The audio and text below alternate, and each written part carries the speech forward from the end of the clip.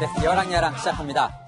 이재명 기자, 이 정세균 국무총리 얼굴이 보이는데 이 정 총리가 자기 재산을 모두 기부하겠다 뭐 이렇게 한 건 아니죠? 그랬다면 톱뉴스였겠죠. 네. 다만 하루 종일 전재산 기부가 화제였는데 그 내막은 이렇습니다. 먼저 저랑 같이 SNS 사이트를 같이 하나 보시죠. 관심 검색어에 전재산 기부가 있습니다. 이걸 클릭하면 지금 보시는 것처럼 정세균 총리 얼굴이 등장합니다. 내용을 보면 정 총리가 전 재산을 기부하겠다는 게 아니라 기부하라고 누리꾼들이 압박하는 겁니다. 왜 갑자기 이 정세균 총리 보고 이렇게 기부하라고 압박을 합니까?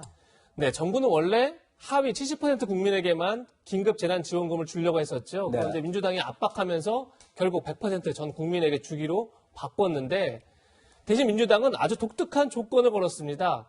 상위 30% 국민에게 자발적 기부를 받겠다는 겁니다. 그러면서 당에서는 문재인 대통령이 1호 기부자로 나설 수 있다 이렇게 얘기를 했습니다.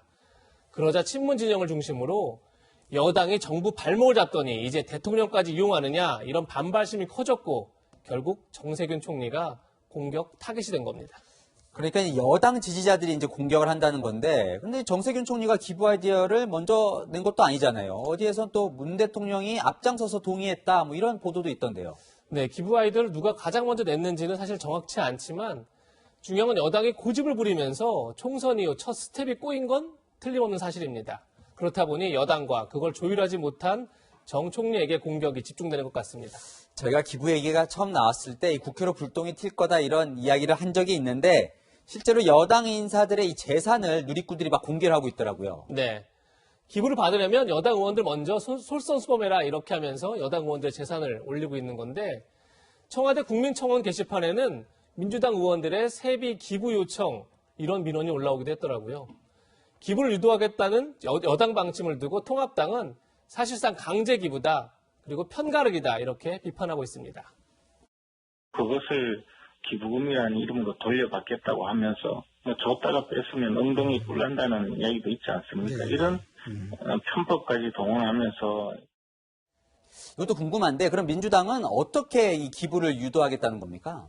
청와대 관계자는 위기 때마다 국민 에너지가 응집하지 않았느냐, 강제는 없다, 모든 기부는 자발적으로 이루어진다 이렇게 말했는데 민주당 관계자는 이런 말도 했습니다.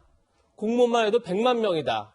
이들을 중심으로 캠페인을 펼칠 수 있다는 건데 이걸 자발적이라고 할 수 있는지 상당히 헷갈리는 대목입니다. 그러면 이런 기부로 해서 예산을 얼마나 아낄 수 있다고 보는 건가요? 예, 먼저 민주당 이인영 원내대표 얘기를 들어보시죠.